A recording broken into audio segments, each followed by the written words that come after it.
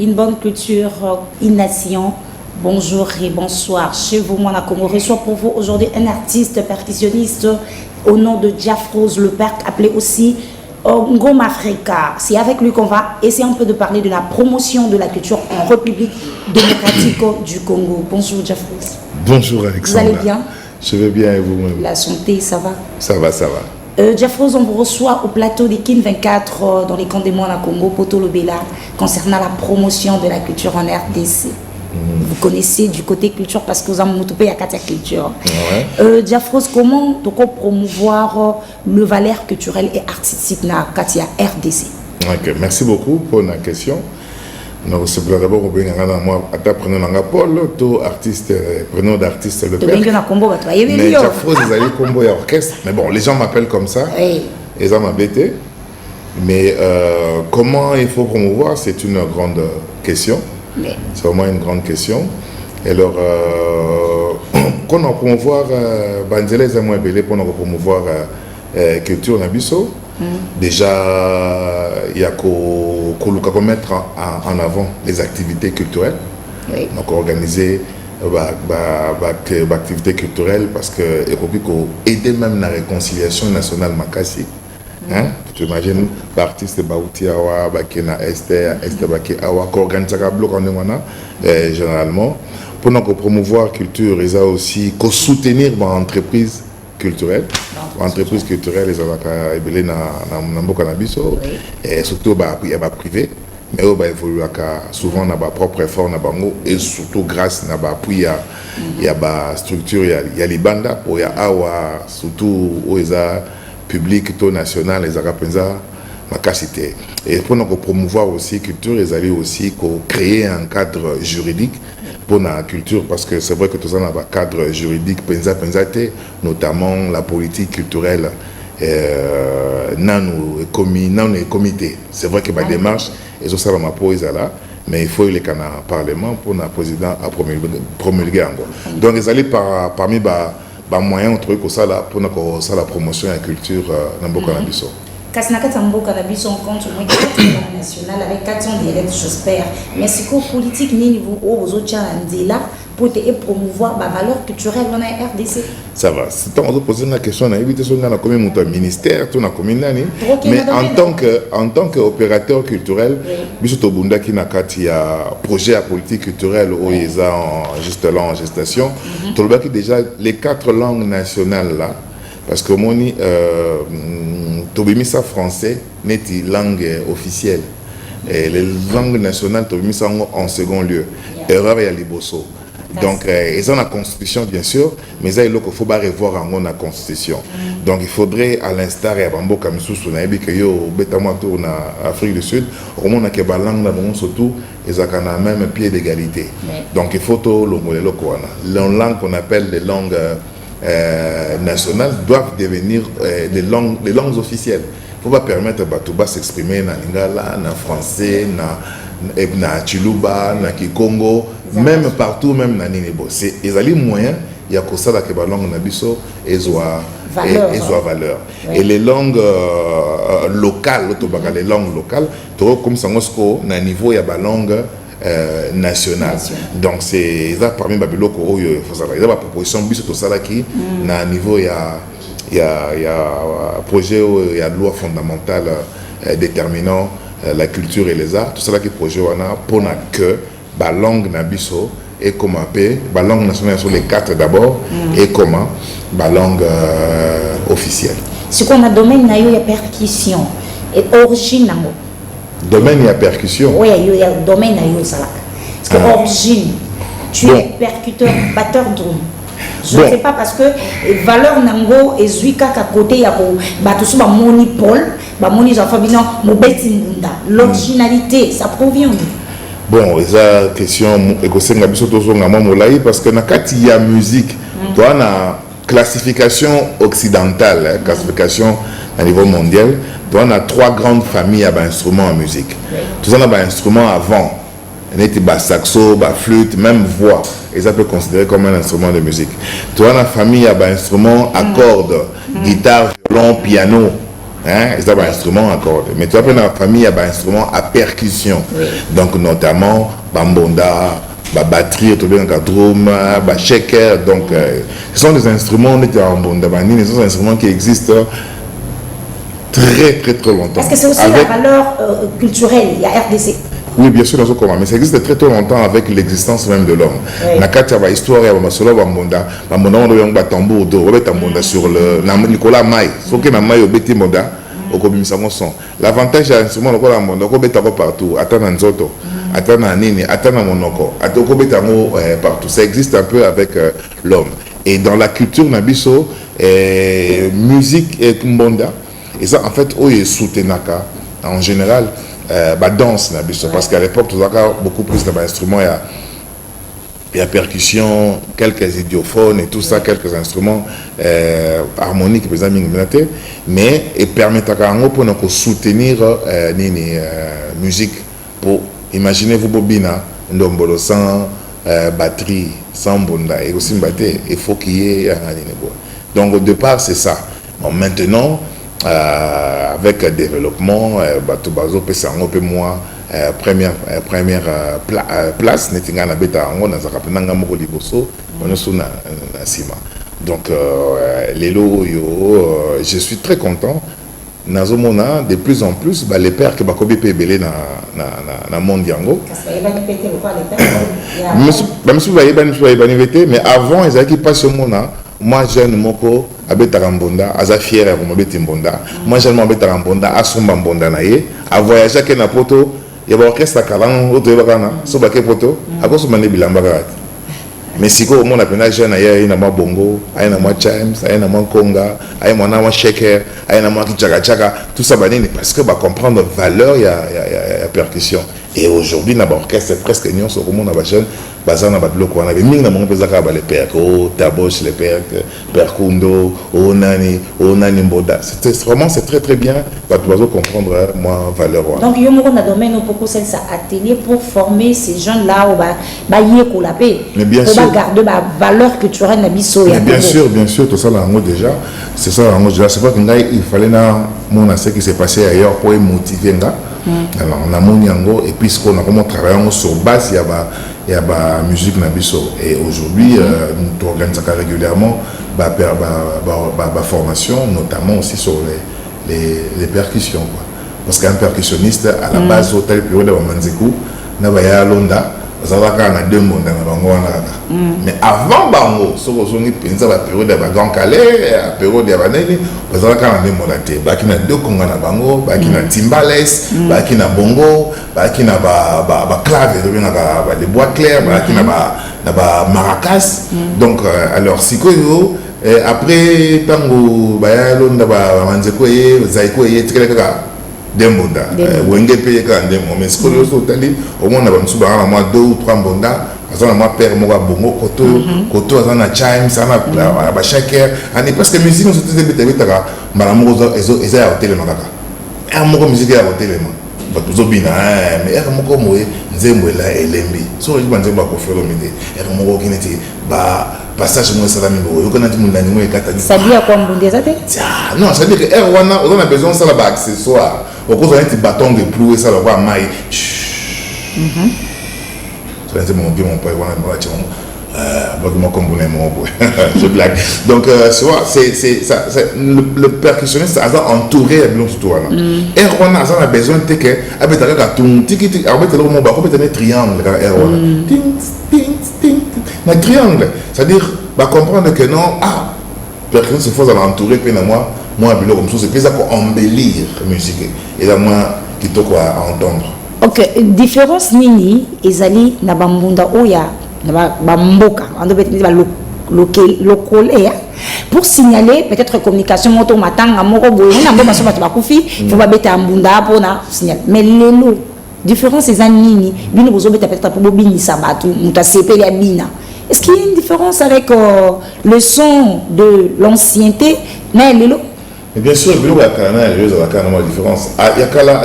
Il y a les lots, on dit ça n'a pas signalité. Ah oui. Il y a moyen de communication, et c'est là qui est fait par la musique aussi. Oui. Donc, il y a pas d'abisso awa, mbonda, lokole, même mpungi, instrument avant. Mais ça, au Moyen-Âge, il y a cornet, trompette. Et pas d'abisso avant, militaire, ça la nini. Trompette et bêtis. Ta drapeau, avant de ma drapeau, c'est-à-dire, ils ont demandé à l'ocolé, c'est-à-dire qu'ils utilisaient beaucoup pour la communication. Mais communication pour les cas d'un village à un autre, d'un peuple à un autre. Mais on pouvait utiliser aussi mon bête monda, même pour la chasse. Oui. Avant qu'il y ait des chasses, non, pour chasser à la Kitoko, il faudrait musicien Moraya, à bêta musique. À côté en communication avec l'esprit. Et on a vu une commande on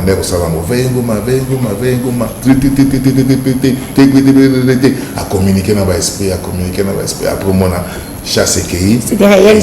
Bien. Bon, ce sont nos traditions. Ouais. Bon, c'est vrai que maintenant, on utilise beaucoup plus pour la musique, pour accompagner la musique. Instrument de communication et comment misoso. Moyen de communication et comment moyen belé. C'est quoi et comment. Pour juste accompagner musique. Pour miser peut-être batulelo comment pour accompagner musique. Donc musique ils ont un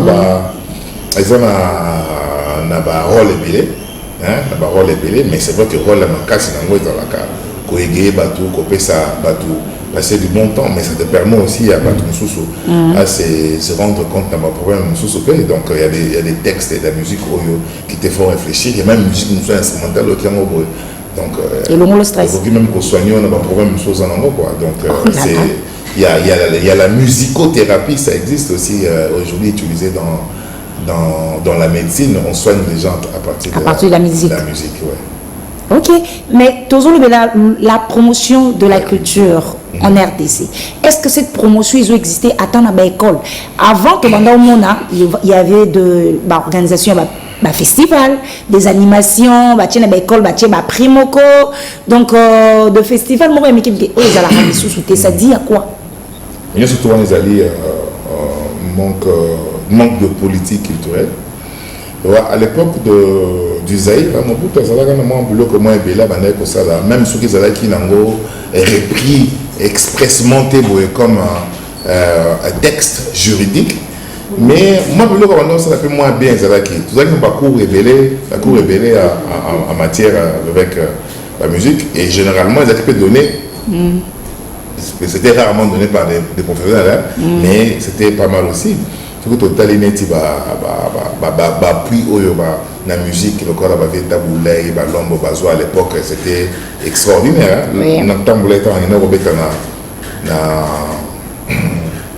Dans l'Olympia, pendant une vingtaine de jours, c'était soutenu par aussi le pouvoir. Et c'était aussi une belle manière de faire la promotion de la langue que les Lingala. Donc les Lingala, les Lo et Kenda, Liposo, Nabamboke Belé, en Afrique, à cause de la musique. Donc, Bisso, actuellement, toi, on a un problème, il y a politique culturelle. Et ça, pas bien fixé.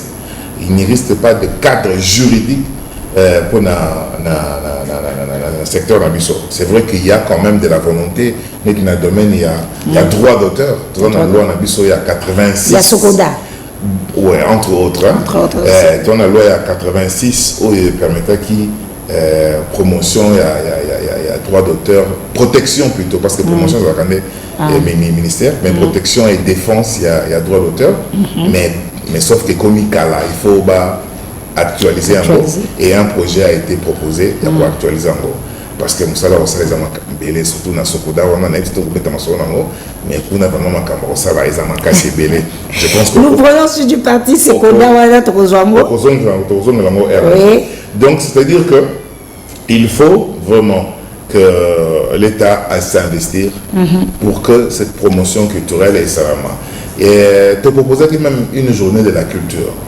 Pour tout ça, on a une journée, et tout ça, on a une journée de la femme, journée de père, de mère, des amis. Pour proposer qu'il y ait une journée de la culture nationale.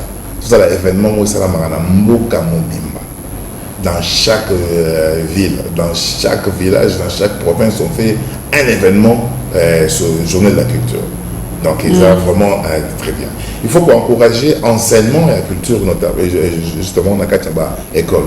Surtout dans la Mickey. Parce que mon caractère et ses formats vraiment dans la petite enfance. Ce qui a acquis, il peut permettre à Kolanango.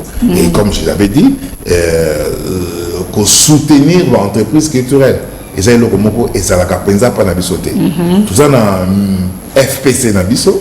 Oui, salama pour nango. Tant avec mon boto ayaki na ba projet pour nous soutenir le secteur culturel. Créer FPC pour nous soutenir nini. À part wana créer qui sous Fazaek et salamaka un fonds d'assistance sociale aux artistes et aux écrivains. Mais il faut que nous telle les longs Fazaek n'engazamaka. Et quoi? Et Faza Penza. Donc, mais il y a des gens qui dirigent Fazaek et Faza Penza. Et là, la Penza, et là, au moins, ils ont 300, 400 personnels. Donc, c'est des services à redynamiser. Donc, on a FPC Nabiso, FPC, où elle évoluera plus comme une banque. Ce qu'on y est, à Division Bongo. On les a à fond et à promotion et culture. Normalement, ils ont à fond à promotion, ils ont la carte. Prêts à la carte, mais subvention, mais pas la biso qu'on a subvention, les amours passés, pour le moment, et ça va avoir un fonctionnement dans éviter, c'est vraiment alors, au monde, on saluer au prêt et tout ça, va dire, oh, prêt, au copé, ça n'a pas tout, ça déjà accompli. Au moment où on a assisté à l'Académie des Beaux-Arts, Alinga Bandasco Vina est active. Alinga ça la exposition na nini. Si quand on ça est prêt et puis en plus il faut assumer l'eau. Et là on est témoin nini voiture ndako. Il y a des étudiants aussi sa classe. Non, je ne mets pas véloté. A aussi me sango nini nini. Donc il faut qu'on revoie nini format moyen pour financer. Tout ça les propositions dans le projet politique culturel autour de là et les Kanaka Parlement. Il faut vraiment un plan de financement, de subvention, surtout pour soutenir les jeunes. Les jeunes, comment ils peuvent mourir, start-up, comment ils peuvent entrepreneurs et tout ça, mais start-up, on les appelle moi, on passe ici, il y a projet qui soutenir. Mais dans l'académie, il y a comment j'ai voulu demande d'emploi. Donc, si ça peut la création d'un spectacle, manager moko assisté à animation culturelle, on a créé espace culturel, on a projet, encadrement, à cause de projet, on a besoin de soutien. Puisque il y a des projets qui soit dans la banque, soit dans le centre culturel à la Mindele, et il y a des étrangers. Au moins, on a salé projet, on a payé moi 30 000, moi 40 000, moi 20 000. Et bien, il y a un yongo pété, il va payer sur un go. Donc, pour ça, mais si on pourrait revenir, Yosa, dans le domaine où tu as pris quand même du temps à Nébélé, est-ce que tu as déjà pris le temps, il y a organisé un festival de la rue que Batmo Baye au Talapé, tout le monde a Diafrose, tout le monde a rapport, peut-être un mobile Mbunda la TV, tout le Talapé Nanzila. Tant que je l'obéis là-bas, pour toi-même. Depuis que tu as commencé. Oh, mais quand tu as créé le festival, de la riba, festival de la riba. Bien sûr, tu banda na Jazz Kiff. Tout ça, on a des camarades, Mingi Yamidele. Tout ça, pendant 10 ans, après partenaire principal, Alain qui a comme ça en musique du monde et tout ça, va continuer à créer Kinshasa Jazz. Kinshasa Jazz, c'est vrai qu'il y a une activité belée à Gombe, mais il y a une activité belée à l'extérieur. Mais la Gombe Jazz, à la rue derrière cette marquette. Mais je trouve que ça c'est Gombe. Les Timoutamasi, il y a Gombe. Oui, même ça, c'est un combo Gombe. Ok, pour bien qui sait sur les longs. On a Lingwala, on a Bandal, mais actuellement, on a Katia Kassaboubou. Avenue Popo Kabaka, numéro 34. Dans là, na camarade dans zone centre culturel, comme on a Jazz Connection. Et il y a 2 semaines, à l'occasion de la journée internationale de jazz, tout ça, c'est 2 concerts qu'on a gratuits. C'était comme une pour son aide avec une vidéo, une photo pour l'accès. C'était pas un quartier, moni pendant ba koti ba sepeli, ba moni pendant na mutagombe, na mutu ya Popo Kabaka wana na mutani banyoso bazoya bazokutana ba ambassadeur bazoya bazokutana banyoso bazoya bakutana député bakutana banyoso to moi na quartier petit mon acheter gati propre ya koti patali spectacle na yé donc au fait donc c'est comme ça que des projets que nous faisons pour pour promouvoir culture. Oui. Et le projet wana soko sali ouais au monde un chose qui na FPC tout le ministère explication.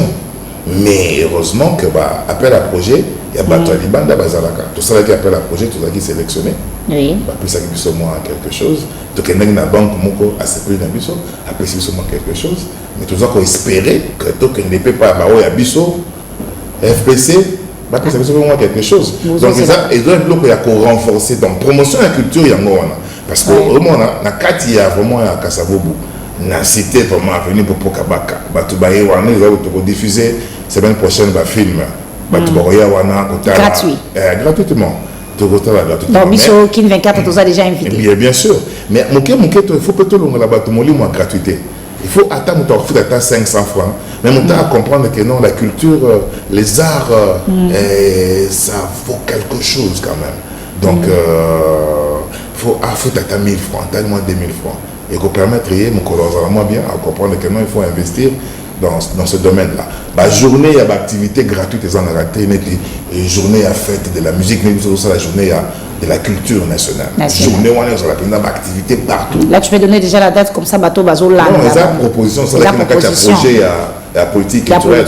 Il faut créer le canal parlement. Le Belangopé. J'espère que bateau va abonder pour na koliam boité, na dot, na pour fixer temps il y a à côté à culture temps il y a période de bon disons il y a culturel il y a polygamie et le 12 mois il y a fiançailles donc presque une année donc d'abord le voilà tant bon ça peut poser wana parce que tout ça fait partie de la culture babundelango bandeko les maman Christelle maman surtout wana balobelango et tout ça.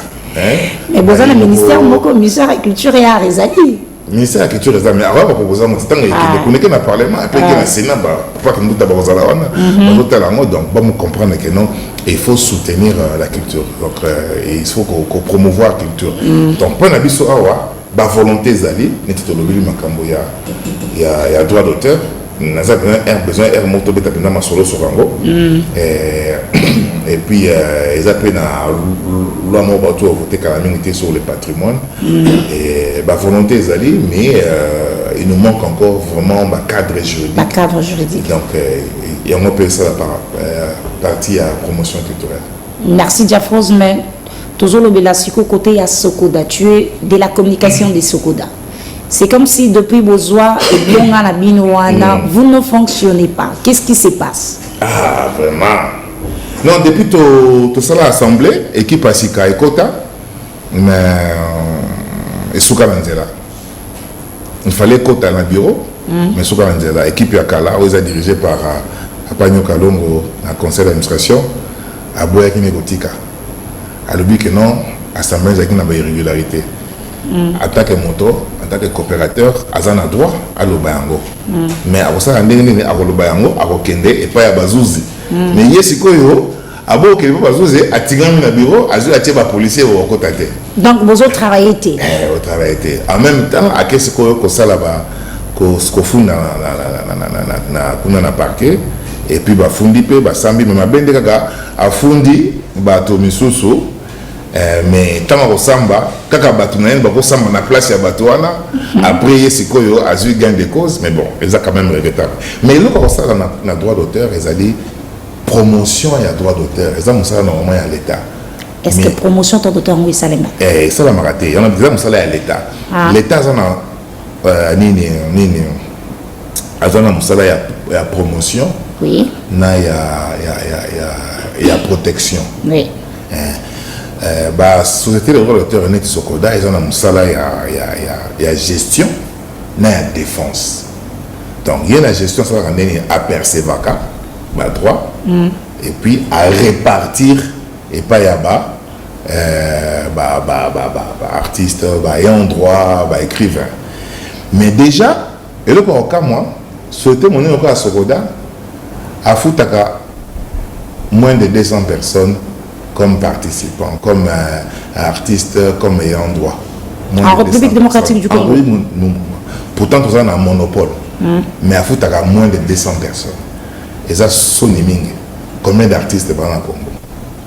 Donc musique groupe net ya ba théâtre par exemple, auto bien à théâtre même si c'est pas vraiment du théâtre. Alors il y a ba SOB, il y a ba Saï, ba Kalunga, ba Elombe, ba Nini.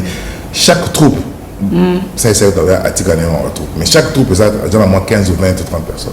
Ce que vous avez wana mais pour foutre à bon essayer toujours qu'il n'a rejeté déjà toujours sous qui ça pour foutre à bon essayer le bas dans la carte d'artiste. Non, carte d'artiste c'est moi comme ça. On continue vraiment comme ça.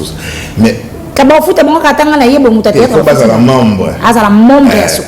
Alors tu vois, ce que vous avez 10 groupes. Un seul groupe ici 200 300 personnes. On a qu'à théâtre. Oh bah groupe bah t'as 50. Ce aussi orchestre les lots. Oh Jafro, oh Nani, oh Nini. Donc normalement tout ça il y a qui va tout le monde faire ça 10 000 15 000, 20 000 membres. Mais tu voudras même moins de 200 personnes. Pourquoi? Il n'y a pas la promotion sur le droit d'auteur. Bah, viens, na biso ya kala, bah, vendez la yango. Bah, bien, sur le droit de promotion, bah, tu vas gêner, bah, belé, tu vas on a battu belé. Dans le monde des oliens. Il y a bien côté, il y a besoin de détournement. Tout ce qu'on a souka, je pense, tout ce clôturé, il y a côté, il y a besoin de détournement. Ce qui nous toise, il y a ce coda pour le problème, il y a droit d'auteur, il y a mon comité à kala, to ya sika. Bon, au moins, il y a quand même un désordre. Mais il dit que Nicolo, ça ne sert à rien de s'enregistrer jusqu'à ce que Makamwe Fanda, mais mais souci n'est tout à dire qu'il faut Batubaya et Belé. On va faire la promotion pour que tous ces jeunes-là qui sont dans ces orchestres, Bakota, les lots, Batubaya, c'est pas droit d'auteur, mais c'est pas Babi d'affilée, Banani et tout ça, Inos, Bango de Bakota, c'est pas droit, mais certains parmi Bango, Banana Sassem, Banana Sabam, nous sommes Banana nulle part. Vous comprenez? Mais moi, on a vu nous sommes avec Tarana sur le côté. Mais quand on a Zana Katiwana, administrateur et tout ça, et moi, on a payé quoi? Si on a foutu à bateau, dans la liste de paiement, on a l'équipe de nous.